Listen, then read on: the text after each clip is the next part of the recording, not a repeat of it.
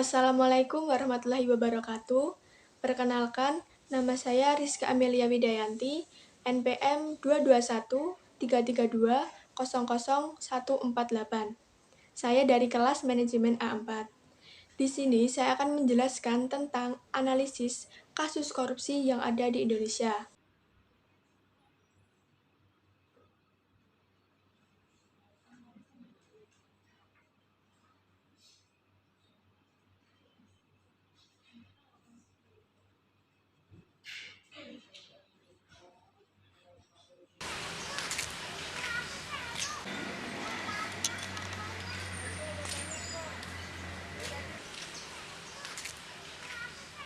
Korupsi adalah suatu bentuk ketidakjujuran atau tindak pidana yang dilakukan oleh seseorang atau suatu organisasi yang dipercayakan dalam suatu jabatan kekuasaan untuk memperoleh keuntungan yang haram atau penyalahgunaan kekuasaan untuk keuntungan pribadi.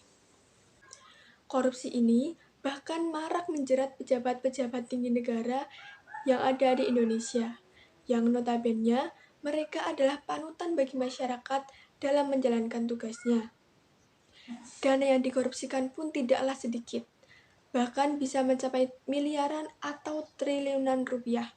Ini sangat membuat negara Indonesia rugi, pasalnya dana yang digunakan adalah dana dari milik negara. Baru-baru ini ada kasus korupsi yang santer dibicarakan oleh masyarakat Indonesia, yaitu kasus korupsi dari ex-Menteri Kominfo Johnny G. Plate. Johnny G. Plate diketahui adalah Menteri Kominfo pada era Presiden Joko Widodo pada Kabinet Indonesia Maju. Johnny G. Plate sendiri diketahui menyelewengkan dana sebesar 17 miliar pada proyek pembangunan menara BTS Bakti Kominfo yang sebelumnya sudah digadang-gadang. Ini menjadi proyek yang cukup besar bagi pembangunan yang ada di Indonesia. Diketahui, ex-Menteri Kominfo yaitu Johnny G. Plate didakwa korupsi dengan menyelewengkan dana sebesar 17 miliar pada pembangunan BTS Bakti Kominfo.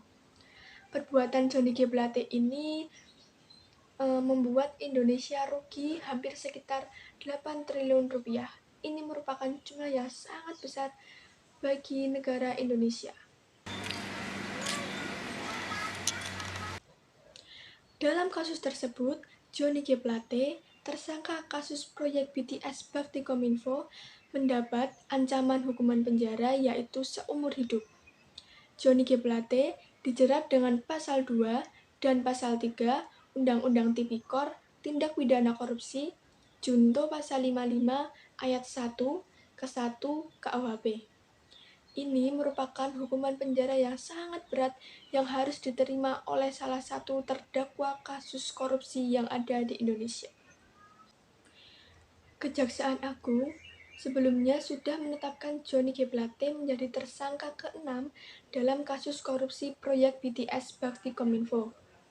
Selain Johnny G. Plate, Kejaksaan sudah menetapkan total 6 tersangka lainnya, yakni Direktur Utama Badan Aksesibilitas Telekomunikasi dan Informasi atau Bakti, Anang Ahmad Latif, dan 5 orang pihak swasta.